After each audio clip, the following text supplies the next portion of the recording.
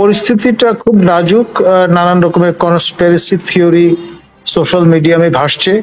হ্যাকারদের সংশ্লিষ্টতার কথাও বলা হচ্ছে যে এরকম একটি ঘটনা ঘটবে তা কয়েকদিন আগেই জানান দেওয়া হয়েছিল, এবং তার পরে কোইন্সিডেন্টালি এইরকম একটি দুর্ঘটনা ঘটায় সবাই এখন উদ্বিগ্ন যে সামনে এই প্রফেসর ইউনূসের হুকুমতে আর কি কি দুর্ঘটনা অপেক্ষা করছে আমাদের জন্য। এই যে হ্যাকারদের কথা বলা হচ্ছে, এটা কি নোটিশ কেউ কি করেছেন আগে? আপনার কি মনে হচ্ছে? আমার তো মনে হয় না, কারণ হচ্ছে আমাদের এখানে হ্যাপি গো লাকি মার্কা একটা ভাবচক্কর আছে। যারা দেশ পরিচালনার দায়িত্বে আছেন তারা এখনো সেই জুলাই অগস্টের মৌতাতে সময় কাটাচ্ছেন, আর বিশেষ করে বছর ঘুরে আবার সেই ৩৬ জুলাইয়ের কমেমোরেশনের বিষয়টি এসছে। তো ফলে তারা এখন সেই স্মরণ সভা নিয়ে ব্যস্ত এবং কোনো কিছুই আর তাদের কাছে ধর্তব্যের মধ্যে পড়ছে বলে মনে হয় না। অনলাইনে নানা ধরনের কথাবার্তা আসছে যে একটা ব্যাপার হচ্ছে গোপালগঞ্জে পরিস্থিতির কারণে সামরিক বাহিনী যে ভাবমূর্তি সংকটে পড়েছে, এটা অন্যদিকে দৃষ্টি ফেরানো কি না, আপনি কি মনে করেন বিষয়টা? দেখুন, সেটা হচ্ছে এই যে বেশ কয়েক সপ্তাহ আগে জামাতে ইসলামীর পক্ষ থেকে বলা হয়েছিল যে ত্রয়োদশ সংসদ নির্বাচন হতে হবে জাতিসংঘের তত্ত্বাবধানে, অর্থাৎ জাতিসংঘের শান্তিরক্ষী মিশন আসবে ইলেকশন কন্ডাক্ট করতে।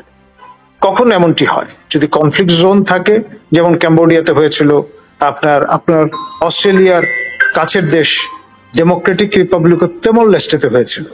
সেই বিখ্যাত সিনেমা বালিবো 5 নিশ্চয়ই আপনার মনে আছে, যথেষ্ট আলোড়ন সৃষ্টি করেছিল।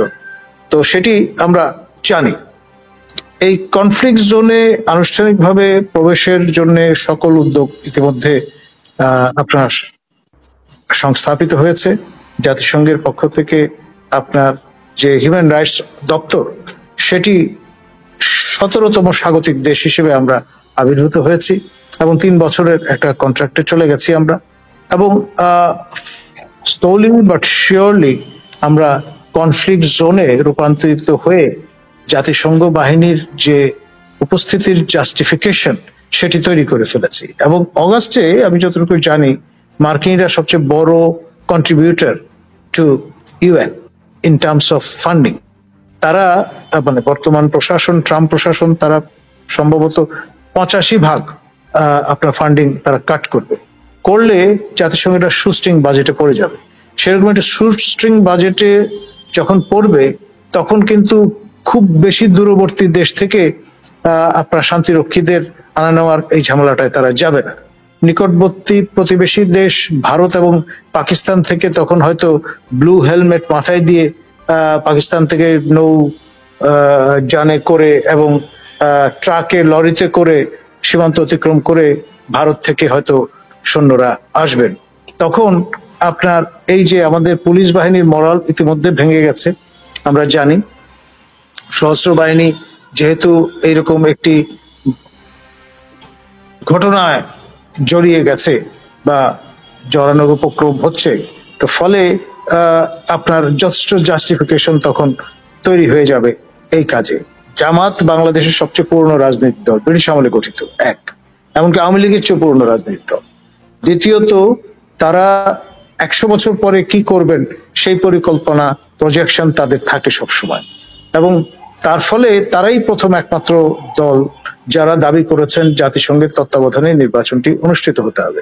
আর আপনার যারা এখন দায়িত্বে আছেন তাদের ব্যাক অফ দ্য মাইন্ড হয়তো আছে যে নির্বাচন বলতে হয়তো তারা গণভোট বোঝাচ্ছেন। একটা গণভোট করে হয়তো দেখা যাবে যে শেখ হাসিনার অবশিষ্ট যে মেয়াদ সে 2029 পর্যন্ত আপনার তাদের এই যে ঐকমত্যের যে আয়োজন সেটি চালিয়ে যাবেন এবং দেখা যাবে তখন হয়তো নির্বাচন হচ্ছে। আর সেই নির্বাচনের সময় দেখা যাবে যে আপনার জাতিসংঘ বাহিনীকে মোতায়েন করতে হচ্ছে, কারণ 3 বছর লাগবে ফুললি আপনার এই কনফ্লিক্ট জোনে রূপান্তরিত হওয়ার জন্য, এবং সেই লক্ষ্যে আবার আমাদের মাননীয় উপদেষ্টা মাহফুজ আলম তিনি কিন্তু স্ট্যাটাস দিয়ে বলেছিলেন গৃহযুদ্ধ অবশ্যম্ভাবী। খেয়াল করেন তো, গৃহযুদ্ধ মানে হচ্ছে কনফ্লিক্ট। কনফ্লিক্ট এর জন্য যা যা মাল মশলা দরকার সেগুলো ইতিমধ্যে বপিত হওয়ার প্রক্রিয়া শুরু হয়েছে। গোপালগঞ্জের ঘটনাটি তার সঙ্গে মিলে যায়, সুন্দরভাবে ফিট ইন করে। আমাদের প্রধান উপদেষ্টা দেশে বিদেশে হাত উঁচিয়ে বিভিন্ন অনুষ্ঠানে অভিনয় করে বলেছেন কিভাবে কিভাবে আবু সাইদ গুলিবিদ্ধ হয়েছিল। গোপালগঞ্জের যে ছবিগুলা আমরা দেখলাম তার কোনো বক্তব্য আমরা কোথাও এখন পর্যন্ত পাই নাই। তিনি কি শান্তির মানুষ হিসাবে এগুলো দেখে সহ্য করতে পারবেন না, এর জন্য কি চোখ বন্ধ করেছিলেন? দেখুন, যেহেতু তিনি ড্রাইভিং সিটে আছেন এবং এই হারকুলিয়ান দায়িত্ব তার কাঁধে, তিনি সেই কারণে আমার ধারণা এম্বারাসড হবেন, এবং সেই এম্বারাসমেন্ট এড়ানোর জন্যে হয়তো চিন্তা করেছেন যে এই বিষয়ে আলোচনায় না যাওয়াই ভালো। আর যদি একবার এই কোয়াগমেয়ারের মধ্যে তিনি পা দেন বা মাথা দেন, তাহলে দেখা যাবে যে চোরাবালির মতো তাতে তিনি আটকে যাবেন, সেখান থেকে বেরোবার আর কোনো পথ থাকবে না। অন্ধ হলে কি প্রলয় বন্ধ থাকে? আপনি চমৎকার যুক্তি হাজির করেছেন। এখন ব্যাপারটা তো দাঁড়িয়ে গেছে তার দৃষ্টিতে সেরকমই। তিনি যাবতীয় যা কথাবার্তা তার দুজন লোককে দিয়ে বলেন। দেশের মধ্যে হলে আমাদের শফিক মহোদয়, তার যিনি প্রেস টা দেখাশোনা করেন, আর বিদেশে হলে শ্রীমান পিনাকি ভট্টাচার্য। এই দুজনের অঙ্গুলি হেলনে দেশ আপনার চলছে। কার নামে মামলা রুজু করতে হবে, কাকে ঘায়েল করতে হবে, কাকে আটক করতে হবে, সবই কিন্তু এই দুইজনের তত্ত্বাবধানে পরিচালিত হয়। আর আপনার শ্রুতি নির্দেশনা আসে আমাদের সরকার প্রধানের কাছ থেকে। এখন খেয়াল করে দেখেন, পিনাকি ভট্টাচার্য তিনি কিন্তু ইতিমধ্যে রুলস অফ এঙ্গেজমেন্ট বলে দিয়েছেন। 1 মাস সময় লাগবে গোপালগঞ্জ বাসীকে ট্রিট করবার জন্য। তারা যদি এর মধ্যে মেইন স্ট্রিমিং এর সঙ্গে যুক্ত না হন, তাহলে তাদেরকে বেরোতে দেওয়া হবে, কিন্তু আর কখনো ঢুকতে দেওয়া হবে না। এবং 1 মাস সময় নিয়ে পোড়ামাটি নীতি অবলম্বন করা হবে। আপনার খাদ্য, নিত্যপণ্য, ঔষধ কিচ্ছু যাবে না গোপালগঞ্জে। আপনার পানি, বিদ্যুৎ, গ্যাস সব বন্ধ করে দেওয়া হবে, এবং যারা সেখানে দায়িত্বরত আছেন জনকীর্তক, তাদের সবাইকে উইথড্র করে নিয়ে আসা হবে। অর্থাৎ একটি অঞ্চলকে কিভাবে জয় করতে হয় সেটি নির্দেশনা তিনি দিয়ে দিয়েছেন। 1 মাস পরে তার অনুবর্তী যারা, তারা সেখানে বিজয়ীর বেশে যাবেন, গিয়ে আপনার আরবি বা ফার্সি কোনো নাম হয়তো প্রযুক্ত করা হবে এই গঞ্জের সঙ্গে। গোপাল হারিয়ে যাবেন গোপাল ঠাকুর চিরতরে। আপনার পাকিস্তান, আপনার নিশ্চয়ই মনে আছে, নেত্রকোনা এবং ওইসব অঞ্চলে নাম দেয়া হয়েছিল কায়দাবাদ, তারপর নেসারাবাদ ইত্যাদি। সেরকম একটা কিছু হয়তো এখানে আপনার প্রযুক্ত করা হতে পারে।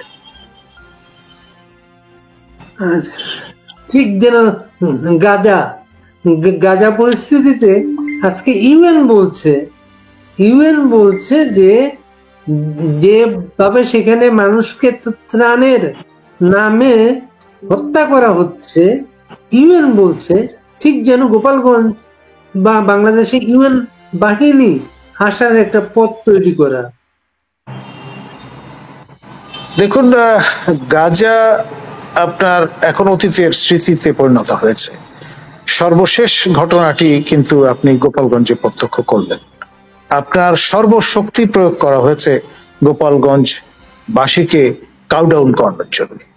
আপনার যেভাবে যে প্রক্রিয়ায় আপনার বেসরকারি অসমর্থিত সূত্রে আমরা জানলাম মানুষজনের প্রাণ হরণ করা হয়েছে, তা স্বাধীন সার্বভৌম রাষ্ট্র বাংলাদেশে এর আগে কখনো আমরা দেখিনি, একমাত্র লোগাং ম্যাসাকার ছাড়া। পার্বত্য অঞ্চলে লোগাং ম্যাসাকার অনুষ্ঠিত হয়েছিল, সংগঠিত হয়েছিল, এবং সেটা নিয়ে সবচেয়ে বেশি সোচ্চার ছিলেন অ্যাডভোকেট আদিলুর রহমান খান। তিনি তখন দাবি করেছিলেন is defender of democracy, defender of human rights. আজকে মুখে কুলুপ এঁটে তিনি বসে আছেন। এবং মন্ত্রিত্ব করছেন। অনেকগুলো মেডেল আপনার আন্তর্জাতিক সম্প্রদায়ের পক্ষ থেকে তার গলায় ঝুলিয়ে দেওয়া হয়েছে, সেটাতেই তিনি সন্তুষ্ট। কিন্তু তিনি একা না, এই উপদেষ্টা পরিষদে আরো এমন মুখগুলো আছেন এবং যে হিউম্যান তিনি সবচাইতে প্রভাবশালী উপদেষ্টা, এই জন্যে অন্যদের খানা একটা, ওনার খানা দুটো। ওনার সংগঠন অধিকারের সভাপতি মৃত্যুবরণ করাতে আরেকজন সভাপতিকে নিয়ে আসা হয়েছে, অর্থাৎ তার কোটা দুটো। যেমন আমাদের একজন নূর খান লিটন, জি, যিনি খুব আমাদের বন্ধু। গুরুত্বপূর্ণ দলিল উপস্থাপন করছেন গোপালগঞ্জ নিয়ে। আমরা কেন যেন ওনারও কোনো ভয়েস পাচ্ছি না আমরা। ওনাকে আমাদের শ্যাম চাচারা নিয়ে গ্লোবাল 10 জনের একজন হিসেবে পুরস্কৃত করেছেন। পৃথিবীর 10 জন হিউম্যান রাইটস অ্যাক্টিভিস্টের তিনি একজন বাংলাদেশকে রিপ্রেজেন্ট করেছেন। এখন ধরুন আপনার তারা স্মৃতি রোমন্থন করতে হয়তো ভালোবাসেন, অতীত নিয়ে ব্যস্ত থাকতে ভালোবাসেন, বর্তমান এবং ভবিষ্যৎ নিয়ে হয়তো ভাবছেন না, সে কারণে এমনটি হচ্ছে। আরেকটা বিষয় আপনি বলেন তো, যে আমাদের সেনাবাহিনী যেখানে বললো 4 আগস্ট তারা জনগণের বিরুদ্ধে অবস্থান নেবে না, সেই সেনাবাহিনীর যে ছবিগুলো আমরা এবার দেখলাম, সেনাবাহিনী মুখে মত পরিবর্তন করলো তাদের।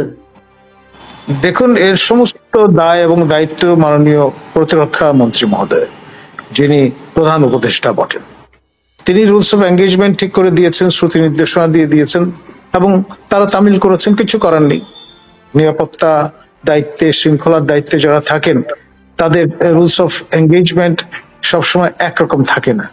আপনার শেখ হাসিনার হুকুমতের সময় এটি ওই 3রা আগস্ট 2024 যেটি আমরা জেনেছিলাম, সেখান থেকে এখন ইউনূস শাহীর আমলে হুকুমত পাল্টে গেছে এবং রুলস অফ এঙ্গেজমেন্ট পাল্টে গেছে, সেটাই আমরা প্রত্যক্ষ করব।